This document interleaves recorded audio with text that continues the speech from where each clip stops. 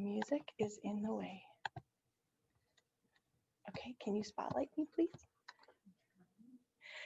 Good afternoon. Good afternoon, and welcome to Thinking Classically in Distance Learning, sponsored by the Minnesota Classical Education Conference. I'm Kathy Smith from Liberty Classical Academy, and I'm part of the planning team for the Minnesota Classical Conference leadership team, and I'll be your host today for this webinar. Today, we are joined together by one common bond, the bond of classical education, and the belief that this classical methodology is the best method for our students. Today, we have participants who are watching from Liberty Classical Academy, Eagle Ridge Academy, Seven Hills Preparatory Academy, Veritas Academy, Nova Classical Academy, St. Croix Preparatory Academy, and this year we welcome Genesis Classical Academy to our conference. Even though we come from areas across the state and we deliver our classical education in different formats, our love and passion for classical education unites us. This great cause of giving our students the most intentional and well-developed and rich education also connects us to all of the classical schools across this great nation. We are part of a movement that is expanding exponentially, and we'll be a catalyst for change in the United States. Today, we will hear from Robert Jackson from the Institute of Classical Education. We will also hear from our esteemed colleagues, a panel of teachers. We'll also hear from Matthew Post from the University of Dallas, and then from the Minnesota Classical Conference. Now, I would like to introduce Robert Jackson. Dr. Robert L. Jackson is the Chief Academic Officer for a growing network of classical charter schools known as the Great Hearts Academies. In 15 years, Great Hearts has gone from a single charter school to 28 schools in Arizona and Texas, serving more than 18,000 students in the Great Phoenix area, San Antonio, and Dallas. Robert also leads the Institute of Classical Education, which provides conferences, publications, policy analysis, and fellowships that bridge the worlds of K-12 classical education with the best scholarship and research for higher education. Please welcome Dr. Robert Jackson. Thank you so much, Kathy. And thank you to the committee for considering to have me here to join you at this time. I'm delighted to be with you. It was about 2 years ago that I first spoke to the Minnesota Classical Education Conference, and really had such a wonderful time getting to know colleagues there in the Twin Cities area. A few of the schools that I got into, those a part of the consortium, were just really doing the work. And as Kathy said, we are a part of something much larger, something even national in its scope.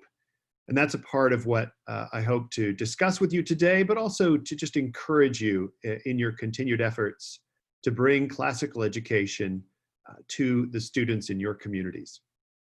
It's been my pleasure to discover what I would consider the northern stronghold of classical education in the land of 10,000 lakes. My parents met in the Twin Cities. I was born in Iowa and then raised in Wisconsin and Illinois, so I do have a certain affinity for you all in the plains and the northern states. But our common cause, K-12 classical, is really that which unites us or connects us in relation to both our time and place here in the 21st century in these United States. And at the same time, we draw upon a unity that comes from the Great Conversation, as it's so aptly called. The activities of liberal education with its transcendent ends of truth, goodness, and beauty. And that does, in fact, cross time and geographic boundaries, bringing us together. Borrowing a phrase, I believe we are, in fact, surrounded by a cloud of witnesses whose pursuit of truth binds us together.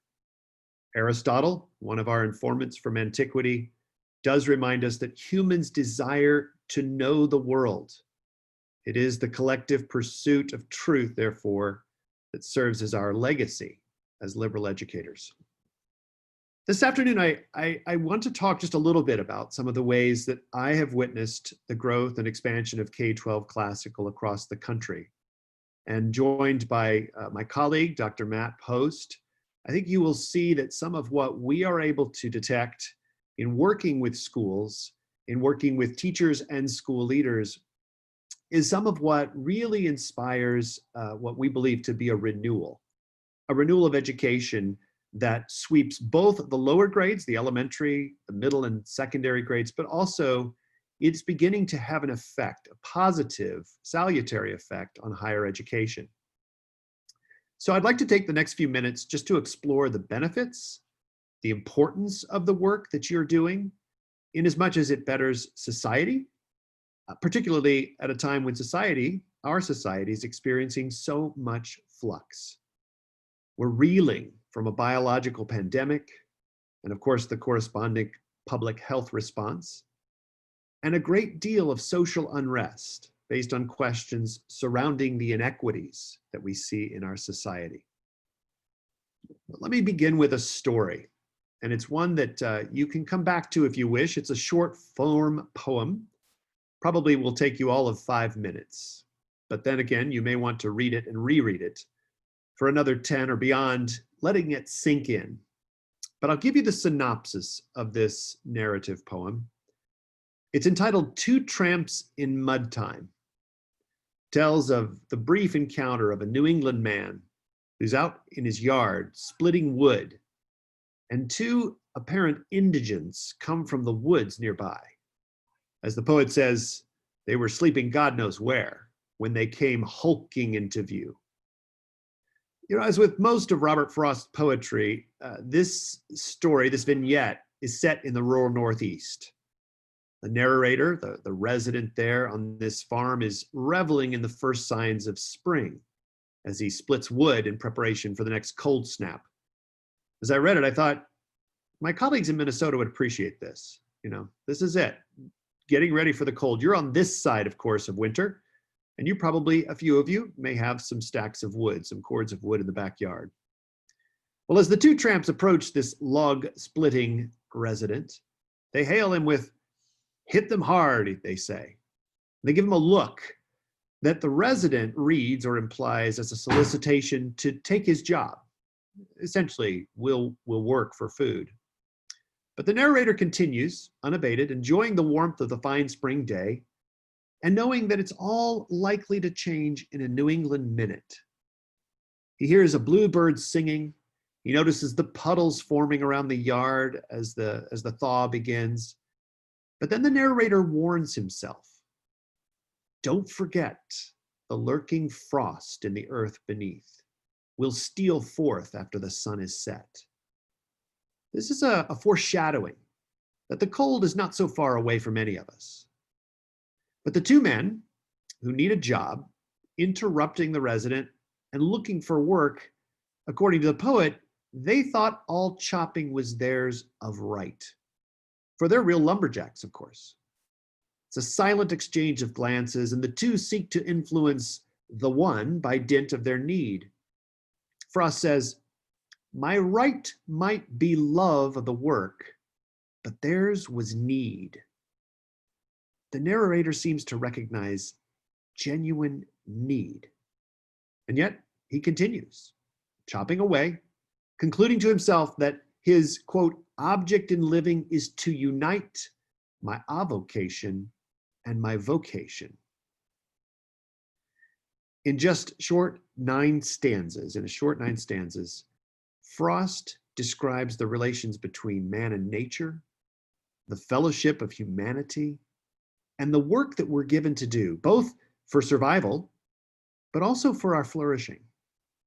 As he describes the boundaries that are laid, the natural world demanding our constant attention, survival becomes paramount. For those members of the species that have learned to make their way in the world, they are trying to determine how to make it. But the world presents itself as bountiful and at the same time intimidating. There are hints throughout this poem of real tension, what I would consider the clash of ideas that I hope will frame our work as K-12 classical educators. Let me begin with the first. There's technology.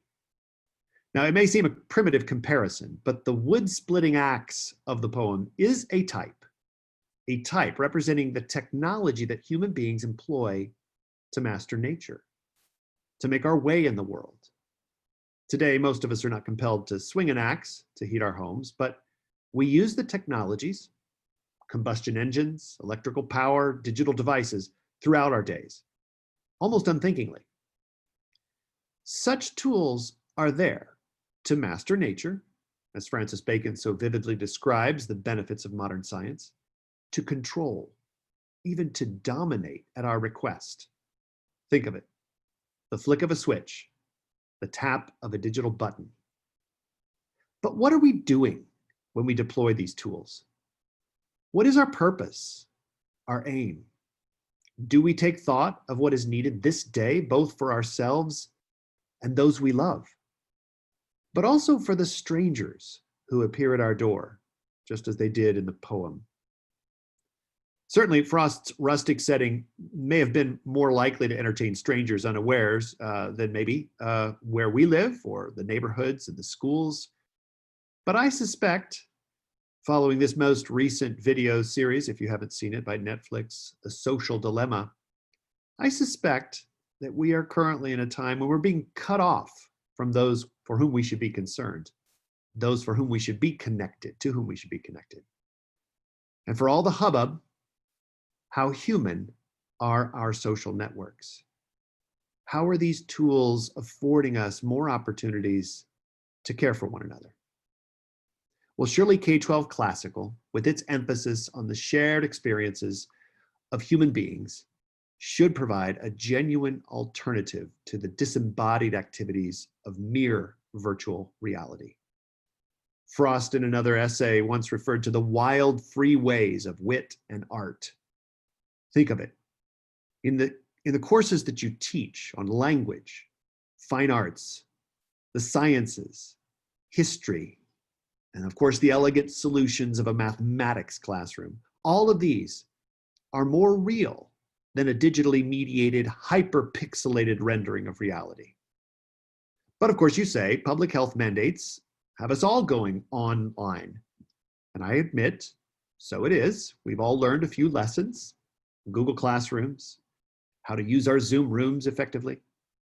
But we must, as classical educators, we must continue to hope for and to seek the return of our classrooms and communities where flesh and blood beings are able to know one another in all of their rich variety and, honestly, their delightful idiosyncrasies. In the meantime, we've all had an opportunity to consider afresh what can be done in a Google Classroom to proffer an exchange of ideas and the dissemination of conversation around perennial thought. We've learned a great deal, I suspect, and we should continue to think clearly and deeply about the nature of our work as teachers and staff members entrusted with the cultivation of these classical communities. The tools are there. We are using them, but we dare not let them use us. So back to the poem.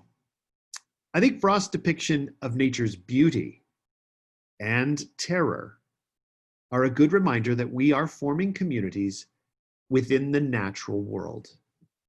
Yes, it's filled with bluebirds and viruses, flowers and pandemics.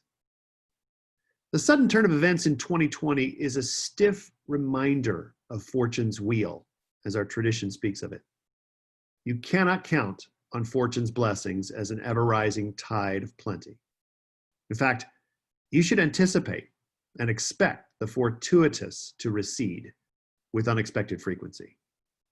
Indeed, for those who have read Boethius's Consolation of Philosophy, which I recommend to the stout-hearted and those seeking to become such, you will recall his words of warning. Lady Fortune is a fickle date. The 5th century Neoplatonist, this author of numerous works on mathematics, music, and theology, Boethius, was well aware that we dare not depend upon fortuitous circumstances, but we should prepare. We should steel ourselves for the difficulties that are inevitable to our race. And we've certainly seen our share this year. A global pandemic, tragic deaths, a social movement demanding political change, spawning protests, even riots in American cities, coast to coast, even globally. So what are we to say to that as K-12 educators? There are deep swells of emotion beneath much of what has transpired in our nation this year. And I would not dare to claim that I fully understand the minds and the hearts of my countrymen. But I am confident that our tradition of thought and expression conveys that the most difficult and troubling aspects of human nature are what we must address. It is who we are. We are fundamentally philosophical. I don't think I mentioned it, but Boethius was indeed executed as a traitor to his sovereign king, falsely accused by jealous courtiers who envied his intelligence and the royal favor that he enjoyed. But then it all came crashing down. Boethius is just one of many voices from our great conversation that speak to the vicissitudes of life. And they do offer us consolation in the continued search for wisdom. After all, by contrast with Lady Fortune, philosophy is the love of Sophia, Lady Wisdom. So classical education equips us to use our tools to enhance the human experience. It does prepare us for the inevitable difficulties of the human condition. But what is more, classical education aims to integrate our human tasks as we are embodied souls. To translate this into our classrooms, we're preparing young people to begin to see more clearly the unity of knowledge and the interrelationships between work and play, between the public and private spheres, what it means to be human and to live in this natural world, and so on. Interestingly enough, the axe-wielding farmer could have hired those two men passing through looking for work, but he came to, as he said, love his task more, as he began to reflect on what he'd been given, certainly health and good fortune, even self-control is mentioned in the poem. But he also recognized what he owed to others, as he referenced participating in the common good. The relationships between love and need, between that which is amateur, literally, of course, amo, amas, amat, right? The lover of, the amateur and the professional, the desire and the necessity. These are all at play in the powerful concluding stanzas of Frost's poem. Because the poem, as I think many great poems, all of our great poems do, leave open the movements of mind and spirit that help to inform our choices. Coming to know the world and to love the goodness therein is certainly at the heart of our philosophical tradition. Aristophanes comments in the Symposium, love is the name for our pursuit of wholeness, for our desire to be complete. Ideally, that pursuit of wholeness is what we're preparing the next generation for. We're helping them to consider their talents and their temperaments, their virtues and their habits, all with an eye on the future, for them to take their place in this, our society, as free, right, liberal, responsible citizens of these United States. They're participants in the communities, the neighborhoods, and the cities of the great state of Minnesota. And our vocation is to teach and to form those young souls. In conclusion, we find ourselves at a difficult moment in our nation's history, and we're just approaching, as you know, the 250th anniversary of our founding. I think at this time we would do well to return to the first principles of our republic. Enshrined in the Declaration, those ideals must orient our national purpose: the unalienable rights of life, liberty, and the pursuit of happiness.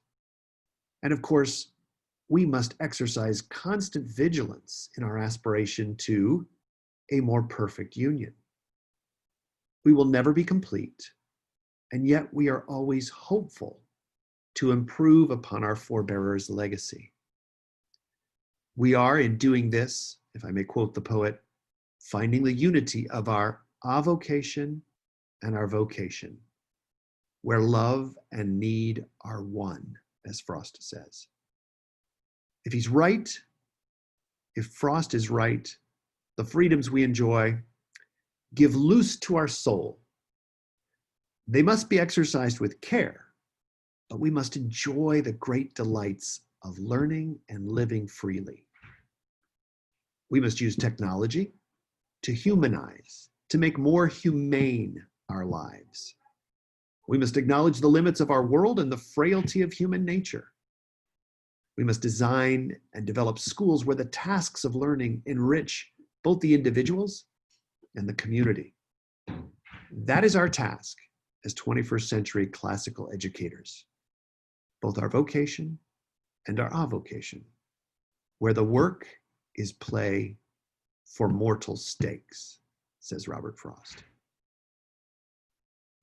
Thank you.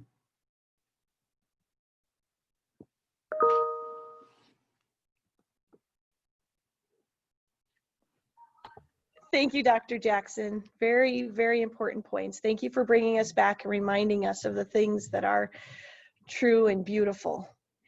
At this time, I would like to turn it over to Missy Madigan from Eagle Ridge Academy. Missy, it's all yours. Thank you, Kathy, and welcome to all of our panelists and participants. At this time, we are going to turn over our webinar here to some very carefully selected educators representing Liberty Classical, Eagle Ridge Academy, Seven Hills, and Nova Classical. We have selected teachers that span various grade levels in the schools of grammar, logic, and rhetoric, and various content areas to help support you in determining what are the best ways that we can still come together and unite under classical education in these very different times. We have a couple select questions that our panelists have prepared. They will be, I'm sorry, it looks like it's showing the wrong screen here.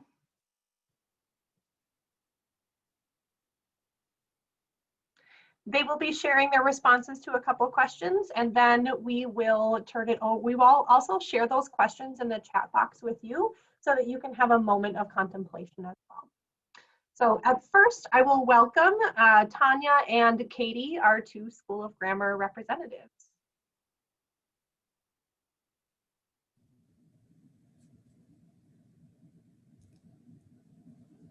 All right, ladies, go ahead and determine who wants to go first. Oh, I don't really mind.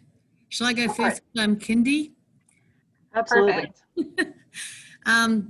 Yes, I teach kindergarten here at Liberty Classical, and the things that I found when we went online was that if you know anything about kindy, that's actually Australian for kindergarten, is that it's a full body contact sport and it doesn't translate well to being online and on that format. So I've been teaching for 22 years. I've taught in New Zealand in the suburbs. I've taught in Australia in the bush. And it was one of the hardest things was to try and teach kindergarten for an hour a day on the Zoom session. It was really, really tricky. I mean, I love teaching kindy. It's the wet cement. It's actually pre-poly. It's pre the classical. It requires singing, chanting, manipulating objects, cutting, coloring, sorting, listening, acting, expressing. So knowing when to express, knowing when not to express, all of those things. And some of the favorite things that I like to do in my classroom with my kindies is to get my ukulele out or my guitar out and sing, or to read stories, like a really good rollicking frog and toad story or something like that is just my favorite thing to do.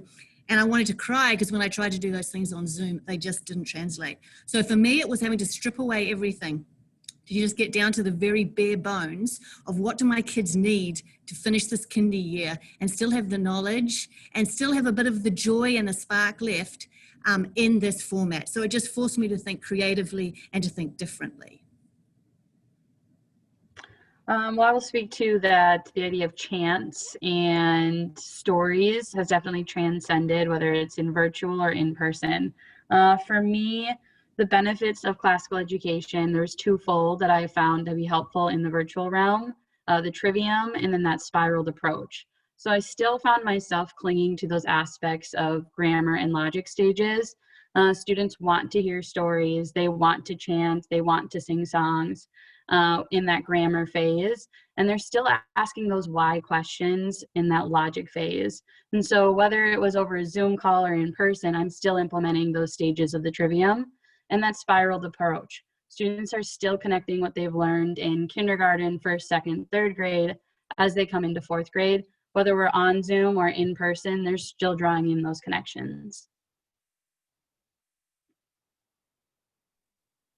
Thank you, ladies. Clearly, it's the relationship and a way to dissolve the screen. Katie, could you share with us one of those most memorable moments of building those relationships last spring?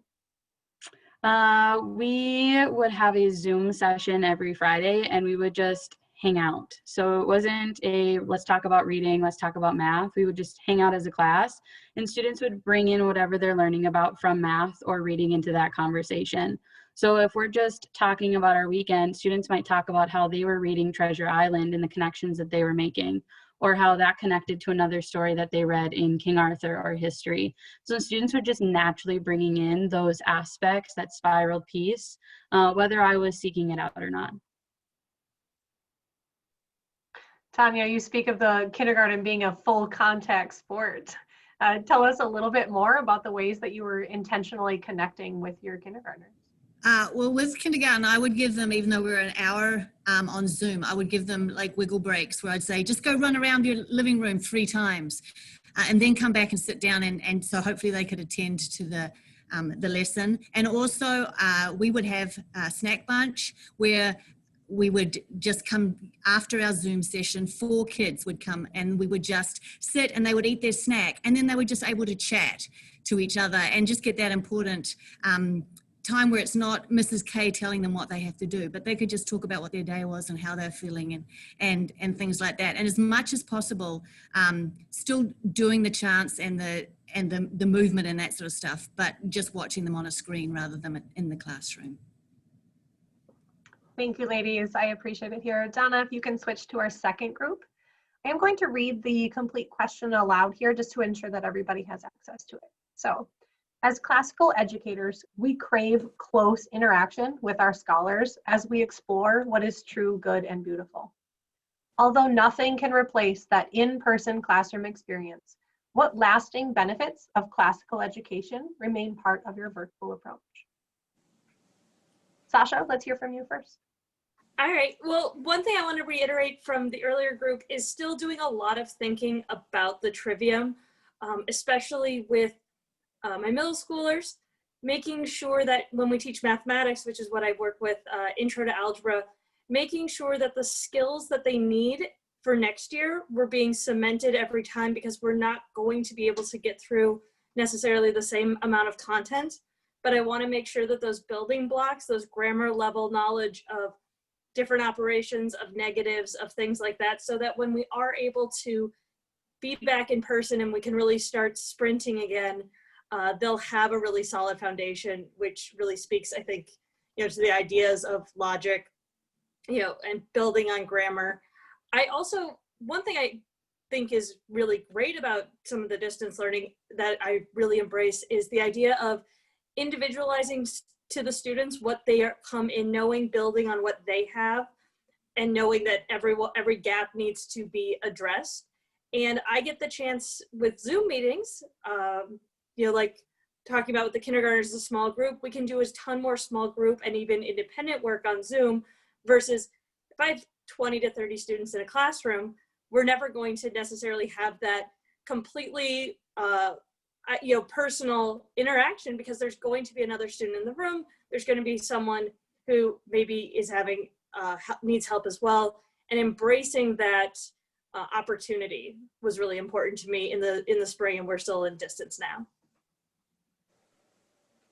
Thank you, Sasha. Brandon, let's hear from you next. Hello. I think the thing that struck me this year finally was that I just had to let go of the things that I wasn't going to get the opportunity to teach, and I just had to decide that that was going to have to be all right. I think the place where this is most obvious to me is in my logic curriculum, which We have a full year logic curriculum, so we go into a great deal of depth generally. And we do a lot of dialectic. There's a lot of question and answer, sometimes for the entire class, and that's just really not how it's going to go.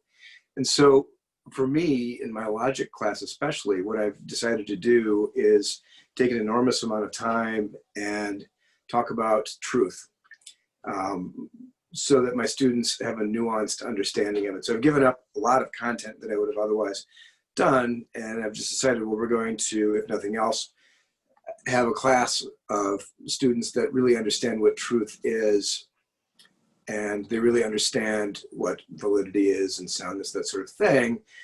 But they also have an understanding of cognitive bias and why we run into situations where they don't really clearly see what's true, or they don't understand why they're being told things that are not true. I think that's given me a great deal of peace. Thank you, Brandon. Amanda. Hi, so I also work at a middle school. So a lot of what everyone else has already said really applies. But one of the things I know that we've focused on is, definitely focusing on kind of those fundamental things that we want to make sure are preparing them for future grades. Trying to encourage that curiosity and exploration, since they're doing a lot more of this independently, really trying to tap into that. And really just thinking about that didactic method and thinking about how more than ever, this gives us an opportunity to really focus in on the main points that we want to get across to our students, using a combination of kind of the asynchronous and synchronous learning to be able to focus in on what's your lesson, what's the portion of the lesson that you are just delivering information to students. And you're able to do that actually uninterrupted, which we're not able to do in a regular classroom. And obviously that's not enough to cover everything, but we've really been able to improve those, objectives that we have for our lesson and the specific information that we're trying to get out to our students in that way. So really just focusing in on those big ideas. Again, same as what was already mentioned. Thank you to the three of you. Your voices are certainly being heard here. Donna, you can switch to our next group. Just kind of to play off what those last three had said, one comparison that I have heard recently is we always have our essential information. And you could think of that as like the luggage that you take with you, but this year it's the vital information. So think about this as your carry-on luggage. And we all know the struggles of how to pack a carry-on versus packing luggage, but it's essential and it's necessary right now. All right, so welcome now to our rhetoric level teachers. Naomi, let's start with you. What lasting benefits of classical education remain part of your virtual approach?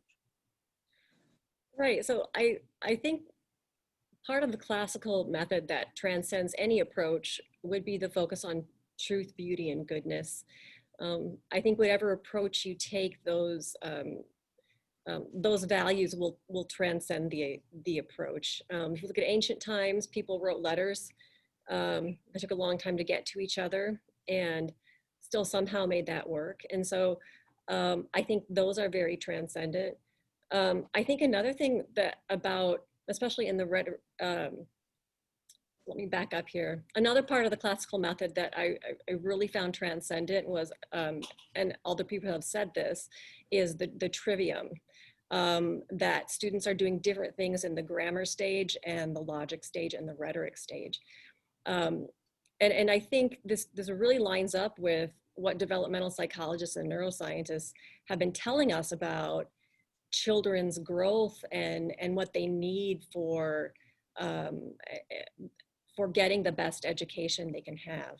And so as a rhetoric teacher, when I get students who've come through the trivium, they already have such a strong foundation that you're really able to go to places that you wouldn't be able to go without that foundation. So I think truth, beauty, and goodness and the trivium are two things that will transcend any format that you have to use. And I guess if there's one thing that I would not be willing to give up, I don't know if this is this question or the next question, would be the Socratic method. I think that is just an absolutely essential part of learning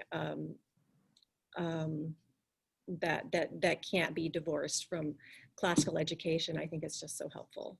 So those are the things that I think are transcended and most important in the rhetoric phase. Yeah. Thank you. Derek?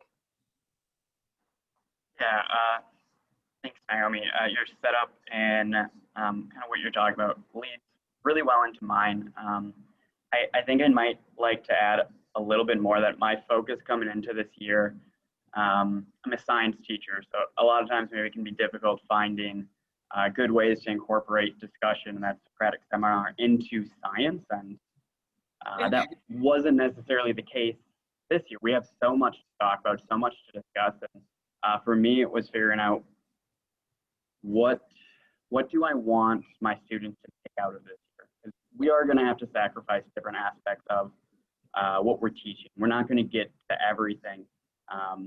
And so as I really kind of reflected on just wisdom and virtue and how I can help my students grow in wisdom and virtue and what they needed, it led me to kind of asking that question of, well, how can we close from last year? I don't know about everyone here as teachers, but I really felt like my class participated and they just more or less left, and we didn't get that closure. And how can we start a new year without that?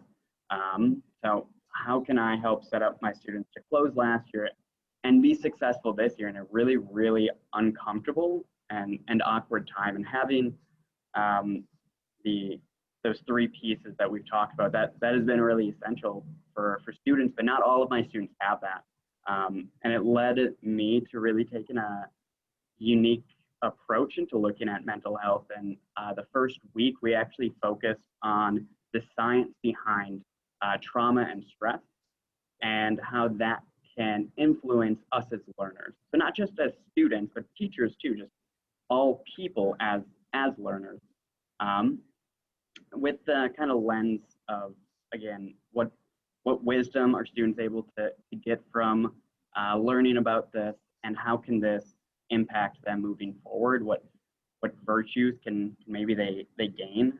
So we spent a week taking a look at how stress of coronavirus, of racial tensions, of everything going on, what does that do to our brain? And then what can we as students do to help control what we can control? So it was a way for me to incorporate some of that Socratic seminar that we kind of presented different tools, facts we've gone through, and students were able to help process that through discussion. We used in-class discussion boards, so starting to integrate some of that technology. We had students write their conclusion. So we went through this. We had separate assignments where students researched their own aspect as rhetoric students. They have that ability thanks to our grammar and our logic teachers. Yeah. They're able to go through and go through that process and draw their own conclusions. And how does that maybe impact or change the view that they had of themselves at the end of last year in the summer, and how that can change what they're doing moving forward, and just the grace that they can give themselves and give to other students and teachers. I think has been a really kind of valuable aspects of that idea of, again, what do I really want my students to get out of this year? How can I help them grow in that wisdom and virtue? Those two aspects have been really central to what we've been doing in class.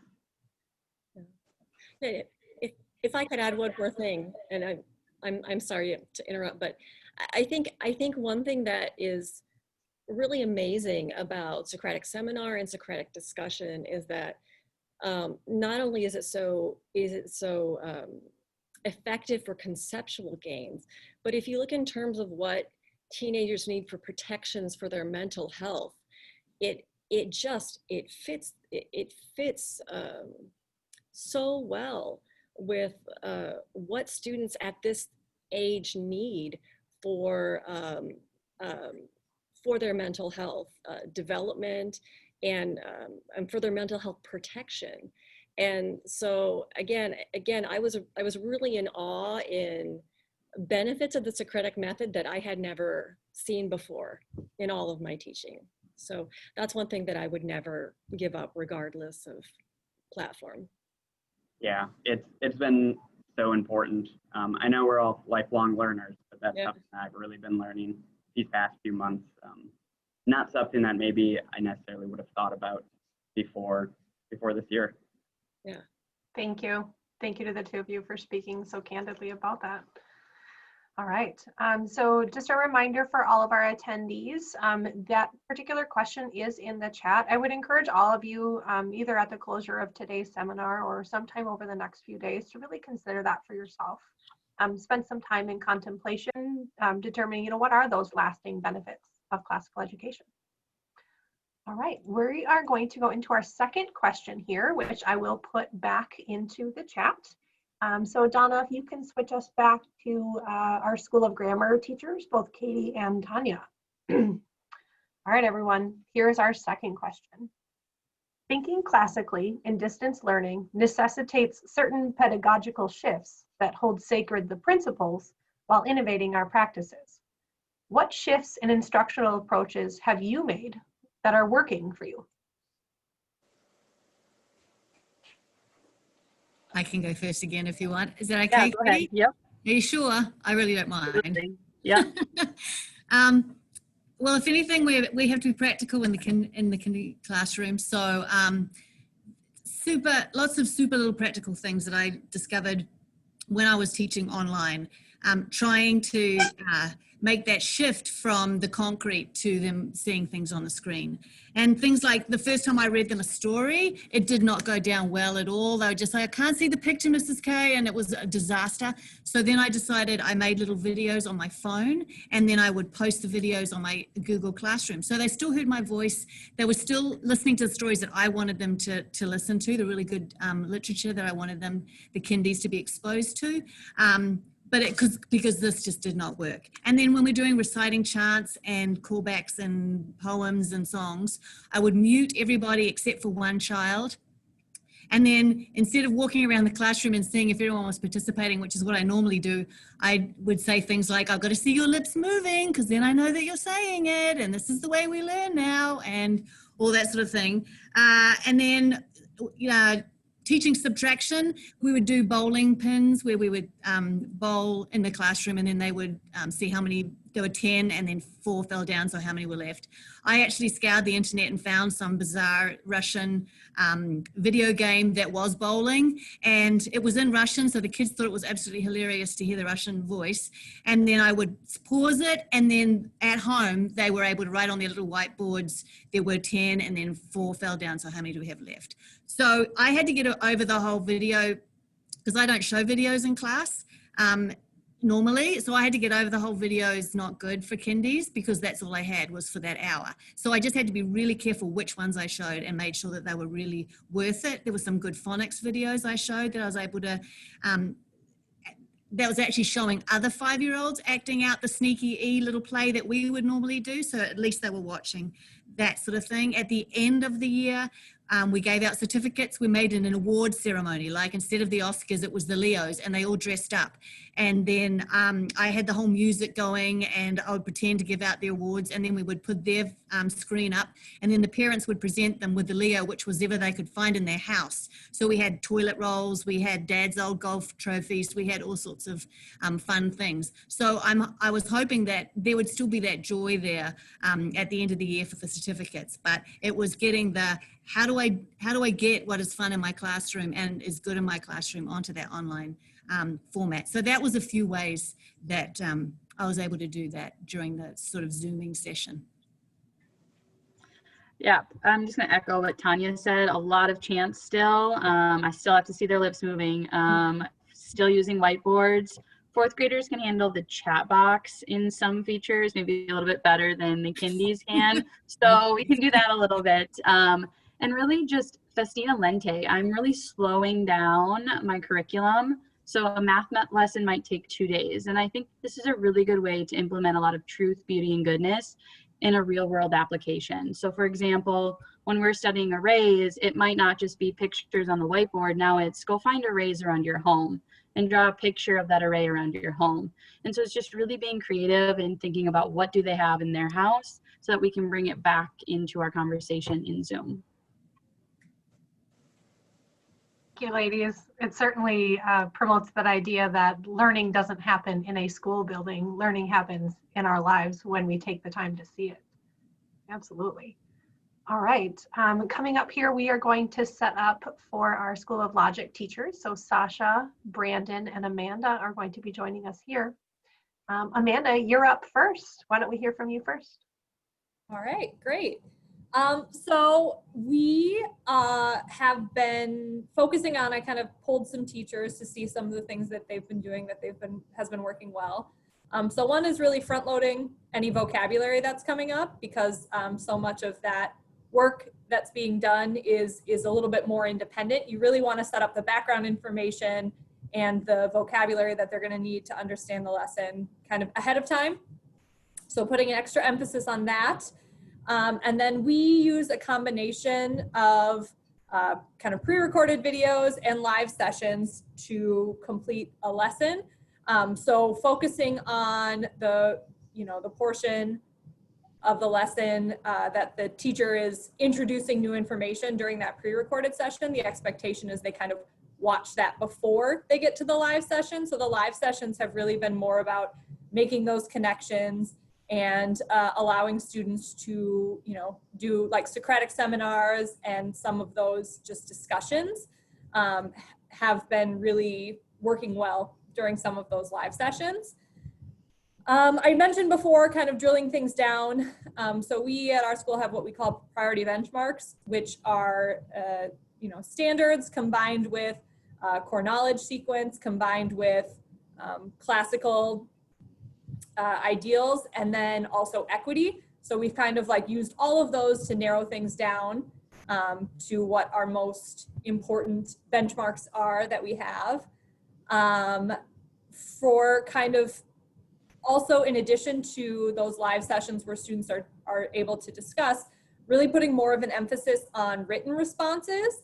And so our school had actually never used Google Classroom or really a whole lot of technology prior to last spring. And so from like a language arts teacher's point of view, so I work with the language arts department a lot, written responses are actually a million times easier when you're using something like Google Classroom than it was in the past. So that's actually opened up a lot of doors for being able to give feedback to students really easily on those written essays and other responses.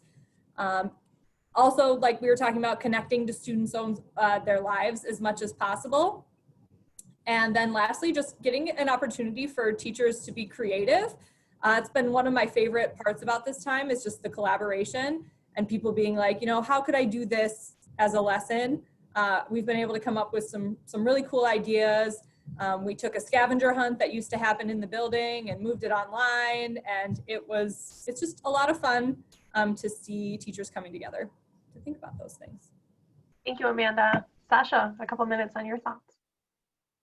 Well, one of the big things, and I mentioned a little bit earlier, is that I for every unit that I do, part of their test that I'll have all of my students do, whether it's the 60 intro to algebra students, is they have to have a 10-minute conference with me, and it goes into their test grade, so students take it a little bit seriously, but it's a chance to talk about their missing assignments, talk about what they got right, what they got wrong, things like that on the quizzes and the formative assessments leading in. It's a chance for me to help them address any issues that they might be having. And it takes a lot of time. It's a little bit of an organizational challenge, but it's been really fantastic. And having those individual conferences with every single student and giving them my undivided attention for even 10 minutes is something that was a pipe dream when you've got 20, 30, sometimes 34 kids in a classroom at once. And it's something that I think is actually a benefit of distance learning. The other benefit that I'd love to try to implement when we are able to be back face to face with my students is their ability to work at their own pace. What we do now is we post everything for the week for my classes, and there are suggested due dates, but if they want to work ahead or they have a busy time on Monday, they get sick, they know that they have time, they know that they have that leeway, they know that they have that self-pacing. And that's been really helpful. A lot of students, because they have busy lives, and we all during this pandemic have days that we just are struggling to get the bare minimum done, and then they get bolts of inspiration. I get 7 assignments done at once. And building that into a classroom practice where students are being able to self-process and learning those skills, but then also having the grace that if you're having an off day, you don't have to bully yourself through it. You have that opportunity to work at your own pace and really set yourself up for success. Thank you. That personalized feedback is really important here. Brandon. So I teach history as well as logic, and I do a history class that starts with the founding of Rome and ends with the crisis of the 14th century. So it's 2,200 years, and it's really not possible to cover that scope with any detail. And so at the end of last year, I kind of made the decision to let go of a lot of the didactic content that I usually emphasize in my class, because there's no purpose in having the kids know a huge amount of information if they don't get the chance to do anything with it. It requires a lot of reinforcement and memorization, requires time and repetition, and if I'm not in front of them, I can't guarantee that that's going to happen. So what I've done that has worked really well is I've kind of reweighted my class away from didactic instruction and didactic practice towards more analogical work, really trying to emphasize thinking skills and analysis, some small amounts of synthesis, and the problem-solving skills. So where in the past I would spend a lot of time having my kids, for example, be able to tell me exactly what happened at Chesapeake and the Trebia River and at Kenai. Now I would ask a question more along the lines of, why was it that Hannibal was able to defeat the Romans so often, yet he was unable to actually win the war? And so the emphasis has been more on the students thinking really hard more than me lecturing really hard. And I think it's not perfect. It's not what I would love to do, but I feel like they will take something out of my class that they'll remember long term. And even if they don't remember the content, they will leave with some increased intellectual skills and capacities that they wouldn't have otherwise had. It gives me some amount of peace. Certainly an aim of classical education. Absolutely. All right. And last but certainly not least, we will shift over to our School of Rhetoric teachers. So Naomi and Derek, what shifts in instructional approaches have you made that are working for you? Derek, let's hear from you first. Sure. So yeah, what Brandon just kind of left off there is if they take nothing out of my class, like kind of what is that main piece that they are taking out, that concept has really led me to slow my teaching. It's something that others have said too that I think is really necessary. So scaffolding at the beginning, whether that is with vocab words, whatever that scaffolding might look like, taking things a little bit slower, allowing students to process a little bit longer, whether that's through more discussion boards. So that's something that we've been utilizing quite a bit online, is just having students find ways to speak with each other. We make breakout sessions quite a bit in class that are consistent. I find it really hard for myself to build a relationship with students online. I think students do as well.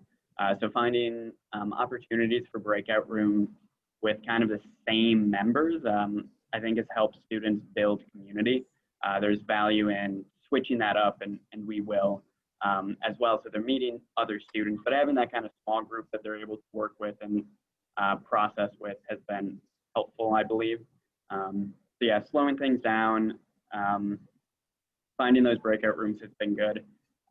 Other kind of aspects that I've focused on, students have weekly journals. That's not something I've done before.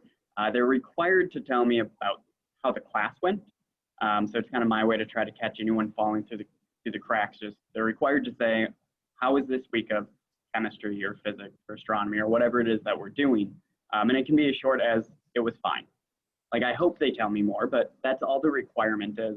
And then students are encouraged to say whatever they want. And it's been a really cool way for me to get to know my students. I've had students talking about their home life and different things going on at home. They're talking about friends and family. They're talking about games that they're like wanting to go to. They're talking just about who they are and what's important to them.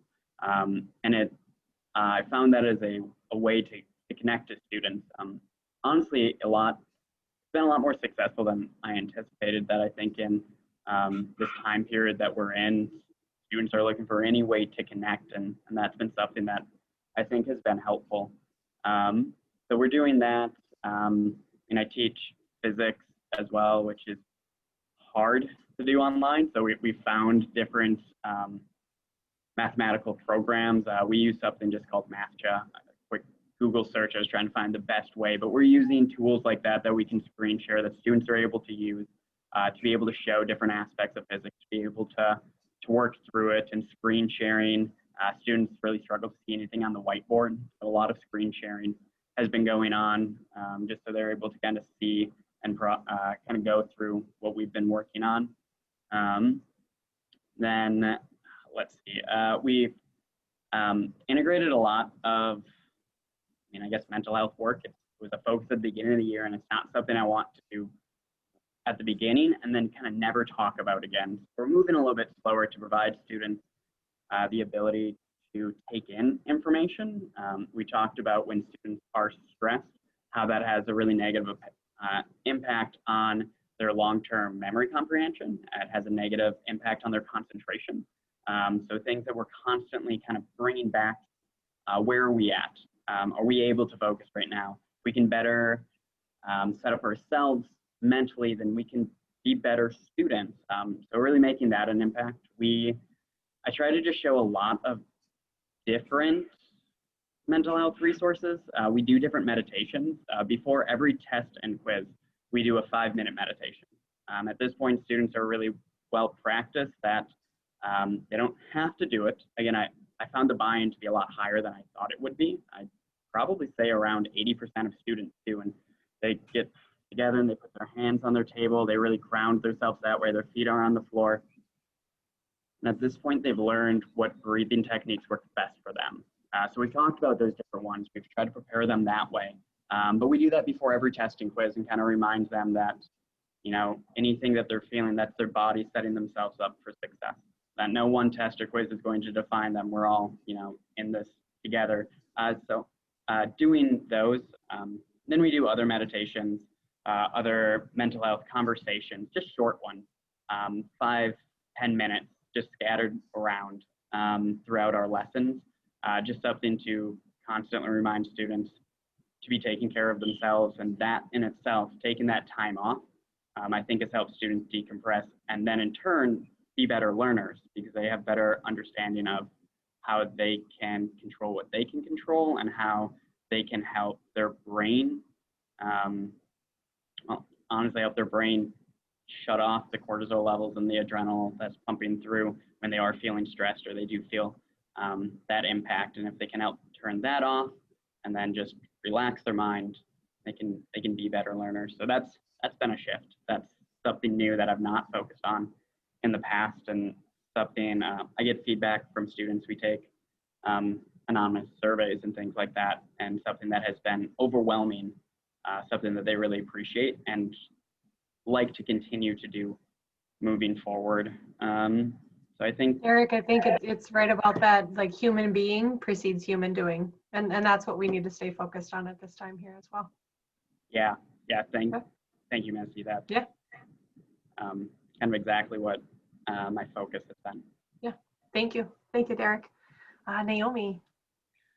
Yeah, there were a number of challenges I had to make. I think the two most difficult was I was teaching an engineering class, and it was in the fourth quarter. We usually do a rapid prototyping project, and so that all had to be completely scrapped because they work in groups on a project using lots of different digital systems that they have to do in person.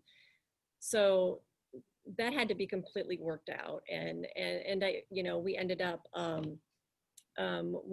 doing some computer science and app building, not because I particularly like them being on their cell phone a lot, but because of the thinking patterns that developed and helping them practice the engineering process. Again, one thing I really was convinced should not be given up is the Socratic method. And in thinking about, okay, what do the students really need from the face time they have with me, because it was so much more limited than before. You know, upper school rhetoric students, they don't really need me for didactic learning anymore. They don't need me to repeat something that's in a book. They don't need me to memorize vocabulary word. They don't need me to do those things. And so, say for instance, I teach some coding languages. So in my coding class, they did all the didactic instruction on their own.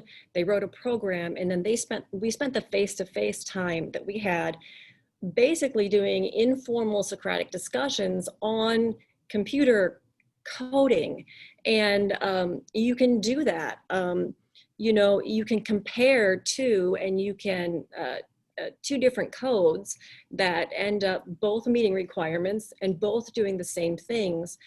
And you can compare differences, and then you can ask, which is the cleaner code, and why. And it really got students thinking to a higher level than I've ever seen before in my classes, in the coding classes, in terms of their metacognition,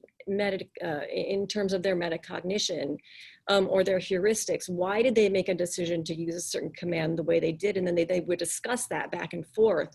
And it really led to a really a deep understanding of good and clean code that I had never really seen before in my other classes, where I would just kind of be more to help when they got stuck and doing a little bit of didactic teaching. And so again, I was really surprised with the power of the Socratic method to really to bring out problem solving and troubleshooting strategies that the students were able to develop and think about on their own. They were able to come up with these things on their own, that were going to be life skills that would help them all throughout college, all throughout the thinking they would have to do in college. And so, you know, there are a lot of tweaks. So like the screen sharing, all the technology stuff that we all know has to be done for teaching students online. Of course, all those have to be modified. But again, I was most impressed with how the Socratic method, even in a class like learning one of the more simpler coding languages, really got them to think about the heuristics of their problem solving, and bring them to a deeper level about that. And then even in how they talk to themselves about problem solving in the future and what they were able to learn. It was at such a deeper level. And so, yeah, lots of modifications. I'd say the biggest one is really paring down what do they need me as a person for. And at the rhetoric stage, they don't need me for the didactic teaching so much.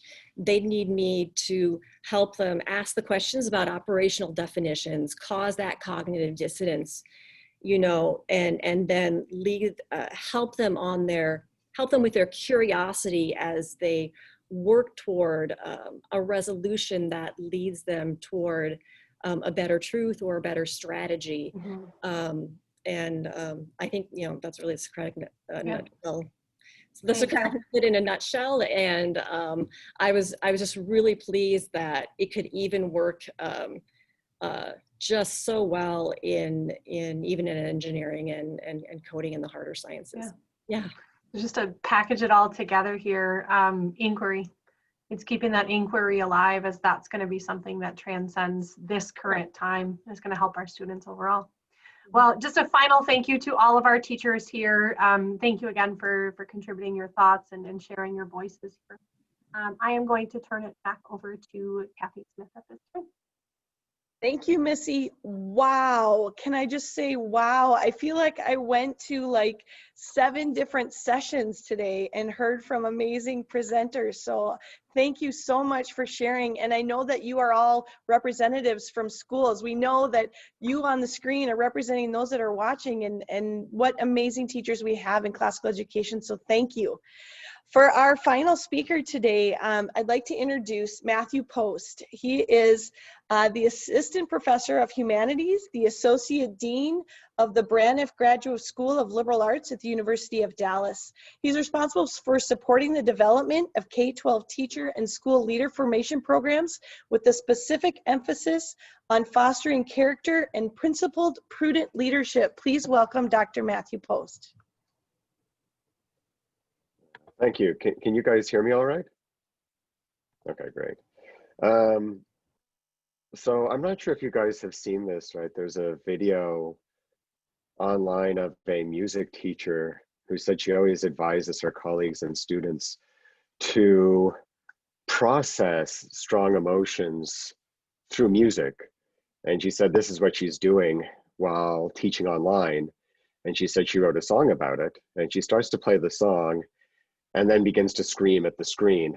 And I know several teachers that have said that they find that this expresses perfectly how they feel about online teaching. So the prompt I had for this talk was, you know, this still remains. And I thought, well, what does still remain? Certainly not one's sanity, right? But I'm actually very heartened to hear from these teachers on this panel to show that they've tackled this problem with great aplomb and with excellence. And given this opening, you may be surprised that the subject of my own talk is going to be beauty and technology. So let me begin. So building on Dr. Jackson's excellent remarks at the beginning, I want to speak to the ancient understanding of beauty. For the ancients, beauty was the power by which parts were related into a whole. Well, let me repeat that, the power by which parts are related into a whole. In a way, we all know what beauty is. We've seen a beautiful face and heard a beautiful piece of music. We intuit that in the former case, proportion plays a part, and in the latter, harmony. Proportion and harmony are just words to describe the relationship of the parts within the whole. But why do I say power? Because for the ancients, beauty isn't a static state. It requires tension and action. The more aware that we are of the power at work, the more beautiful something will look to us. Thus, I can draw a triangle. It's a pretty easy thing to do. It may have a certain beauty to it, but it's not that impressive. Then stand before the pyramids. In terms of shape, they're the same thing, more or less. But it's clear to us that the pyramids are far more beautiful because we intuit that enormous devotion, sacrifice, and guiding vision went into building such great monuments. And given their size and structure, there's still great power at work, even as they seem to just stand there, silent and inert. Again, we can look at any random face and find it beautiful, or maybe we find it ordinary. But once we understand all the complex and extraordinary biological processes that go into constituting the parts of the human body into a whole, we begin to appreciate the beauty of the body on a much deeper level. We cease to reduce beauty to sexual attraction or whatever we find pleasant. I'm not saying those aren't important, but but they have their place. But now we start to see beauty for what it really is, an awe-inspiring power that is at work everywhere around us. Beauty is therefore not a given. It entails struggle. That's why the ancients often said, the beautiful things are hard. And for this reason, they found beauty in complexity, for example, the stars in the night sky, in vastness, for example, in large monuments like the Acropolis in Athens, and in fragility, for example, a spider's web covered in dew. Some even found beauty in forgiveness, for forgiveness is the struggle to set aside violence and vengeance to preserve the community, whether by that we mean a community of family, friendship, neighbors, or fellow citizens. And this draws our attention to another feature of beauty. Just as beauty is objectively real in the complexity of the constellations, the vastness of a landscape, and the fragility of a spring blossom, so it is also objectively real in psychological and political matters. In the realm of the psyche, we call it integrity, and it includes moderation, resilience, diligence, those virtues that primarily benefit ourselves. In the realm of civil society, we call it nobility, and it includes honesty, justice, fellowship, those virtues that primarily concern our relationship with others. And as we know all too well today in America, community is not a given. It is not just the predetermined outcome of evolution and genetics. We must struggle to preserve community. And it isn't always easy to understand the challenges and whether and how best we are to face those challenges. Here we encounter the problem of beauty and nobility. As soon as I say it's real, I open the door to hierarchy, to the claim that some are more beautiful, more excellent than others. I open the door to inequality. In one sense, we cannot deny it. Physically speaking, some individuals have greater strength, endurance, and fitness than others. Some have greater skill. If we allow that human psychology and civil society can also be beautiful, more or less, does that mean that we get to rank human beings and allow some to rule others according to claims of merit? Let us make no mistake. Some of the ancients thought it was so. Indeed, they went further. Not only did they think that some people had the right to rule others according to merit, they thought that those people should impose order onto families and communities. Although this is an all too easy objection to make, it is nevertheless an important objection. What about Hitler and Stalin? What about their regimes that tried to create order? What about their terrifying judgments about what was beautiful art, what was deviant, who deserved to live and who deserved to die? The ancients, in particular the ancient philosophers, made a remarkable and important discovery about human integrity and nobility. It's incompatible with compulsion and force. You can support people to develop integrity. You can inspire noble action. But if you attempt to force it, you actually destroy order. You don't establish it. Beauty, integrity, and nobility are natural, and with living things, they must be cultivated in different ways. To put it in more contemporary terms, in human affairs, you cannot cultivate integrity, nobility, and virtue without consent, and everyone must consent equally. While the ancients never quite articulated it this way, later thinkers did. Human beings discern and cultivate nobility by means of reason, but human beings are fundamentally free. And this has a certain intuitive obviousness because even the ancients did not think that virtue was true virtue if someone was tricked or coerced into doing something. So you have to know what you're doing and you have to choose. You have to freely choose to do it. One of the greatest ancient exemplars of this enduring truth is Socrates, who always and everywhere exhorted his interlocutors to virtue, but who always did it by means of dialogue, of question and answer, of proceeding by agreement, and of always letting someone go back and change or revise a preceding answer. Socratic discussion, in both its aim and its pedagogy, is the mirror of human nature as possessed of reason and liberty. And so we return to the danger of claiming that there's such a thing as objective beauty, integrity, and nobility, and we have a response to that danger. No order imposed upon others is beautiful. It is destructive. And the greater the force of compulsion, the greater the destruction. If we need any proof, we need only study what happened under Hitler and Stalin, or read the accounts of the founders of how slavery profoundly harmed the spirits of those who were enslaved, and with equal intensity deformed the characters of those who did the enslaving. Although we may sometimes tell ourselves that hierarchy is necessary for humanity to build beautiful works, such as the Egyptian slaves were for building of the pyramids, I would put to you that far more beautiful works flourished in Athens, always when liberty was more widespread. And although the Athenians too had slaves, Their most beautiful works are those that required no manual labor. Their works of literature, history, and philosophy. And while Thucydides was a rich man, it is true, Socrates was an artisan. And Socrates saw that all human beings, no matter what their station in life, are capable of exercising liberty with reason. Not all elect to do so, but the solution is not to force them, but at most to support them and to protect others from harm, because to force is to make worse. All human beings are therefore capable of dignity, but we do not enjoy it automatically. Each of us must struggle with the help of our fellows in pursuing it. And so, whereas the Nazi and Soviet regimes were destructive, the far less seemingly orderly liberal society ends up being the more truly orderly, the more beautiful, the nobler. And where Hitler's and Stalin's sought to kill their enemies, genuine nobility is found with an individual like Martin Luther King Jr., who sought to address injustice by healing his community, not by cauterizing it or by amputating its limbs. And because beauty is found above all in the free and liberating effort to reconcile the parts within the whole, because beauty is greater where the power at work is greater, beauty is not denied to anyone. The person in a wheelchair or the person who struggles with drug addiction acquired before they were even teens may seem less beautiful to superficial eyes. But to the person who can discern true beauty, these individuals in their struggles attain a degree of beauty that many others cannot. Even so, there is nothing in the account of beauty that suggests that we should allow harm to persist for this reason.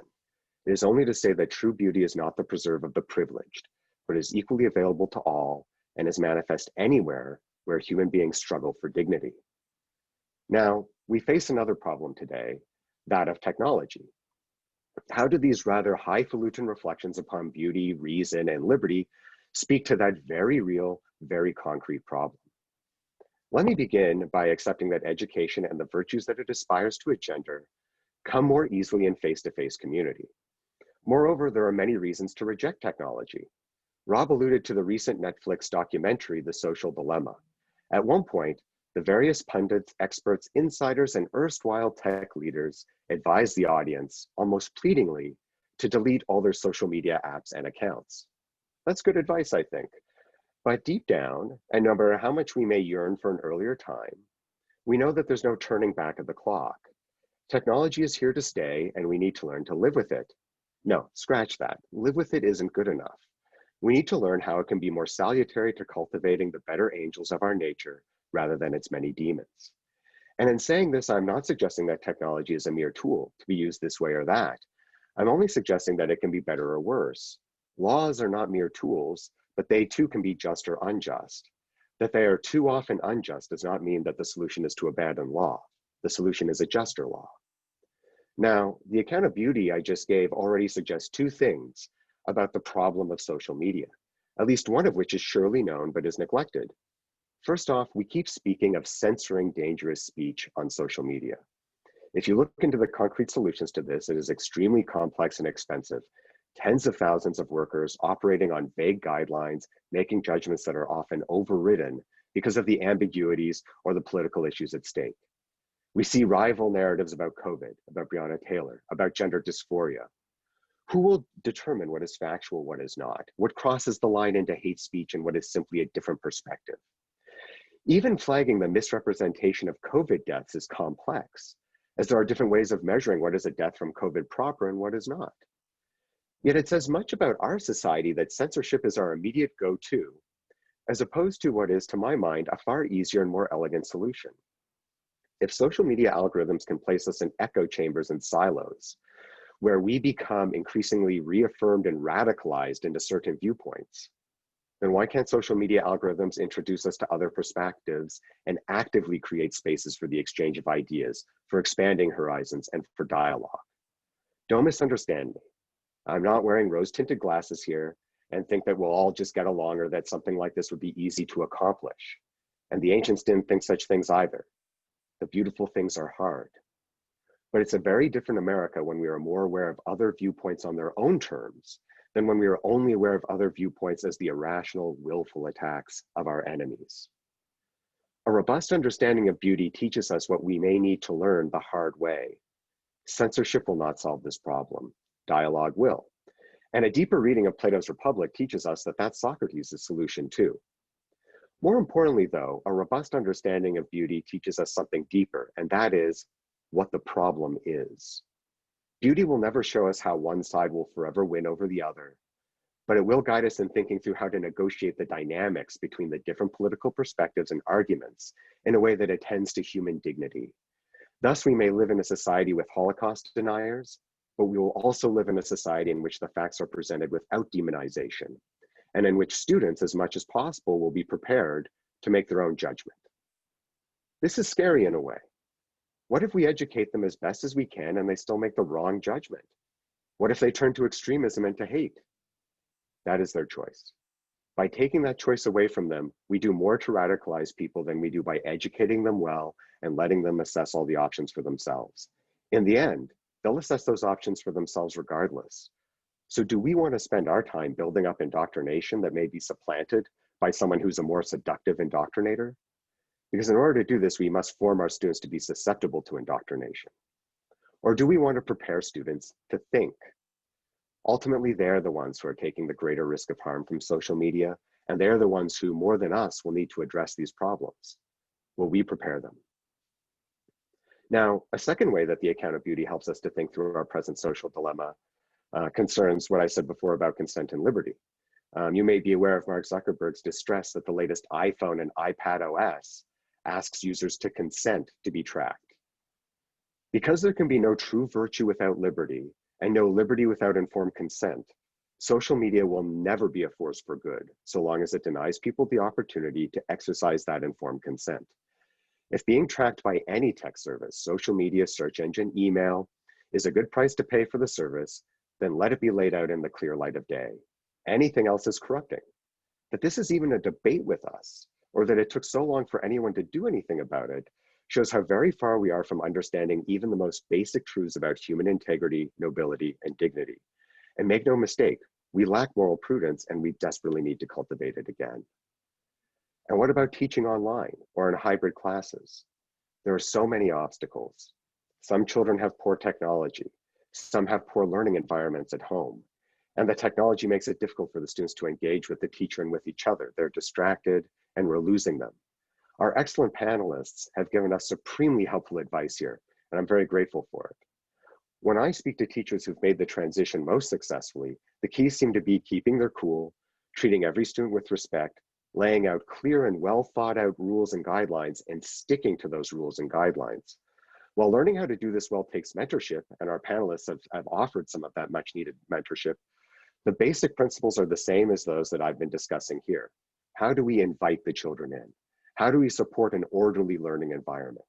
Once we identify the key questions, then we can revise our pedagogy to be effective in the online or hybrid environment for as long as we need to.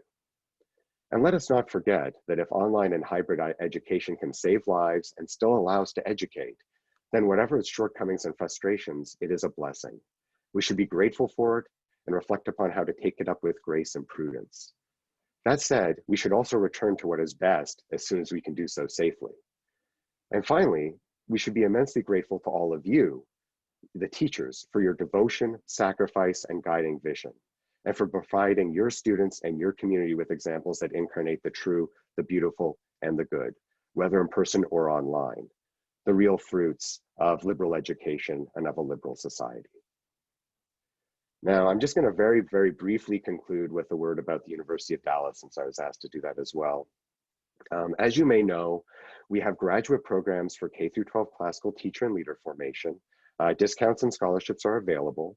We now also offer professional development, including some on how to teach classically online and in hybrid environments. And we're piloting tailored curricular materials with select partner schools. Finally, we're initiating research projects to show the effectiveness of classical education in terms of intellectual and moral formation. Most of our professors and all of our professional development coaches are classical K-12 teachers themselves. As some of you may know, we had decided to do a face-to-face graduate program in the Twin Cities area when COVID hit. As soon as it's safe, and if you're willing, we want to go forward with that. And if any of this interests you, please get in touch with me at mpost@udallas.edu. So mpost@udallas.edu. Thank you. Well, thank you, Dr. Post. We really appreciate it. And thank you, Dr. Jackson, and to our panelists. What an amazing seminar webinar that we've just had. And thank you to the leadership team from the Minnesota Classical Education Conference as well. I leave you with this final note.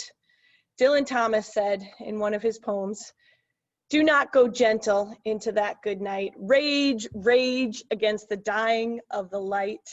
So we ask you, do not go gentle into the rest of this year. Fight, excel, and exceed all expectations, because that's what classical education is. The flames of classical education cannot be quenched, whether we are hybrid, distance, or face-to-face. The method has withstood the test of time, and it will continue to grow even in the midst of change. That is because the pursuit of truth, beauty, and goodness can never be thwarted. It is interwoven into our very souls and innately a part of who we are. We at the Minnesota Classical Education Conference support you. We believe in you, and we are cheering for you as you pour into your students each and every day. Know that your efforts are not wasted, but instead are watering and nourishing a mighty forest that will go out into the world and bring that truth, beauty, and goodness to every corner they will dominate. We hope you have a wonderful rest of your year. Thank you for participating today. Okay.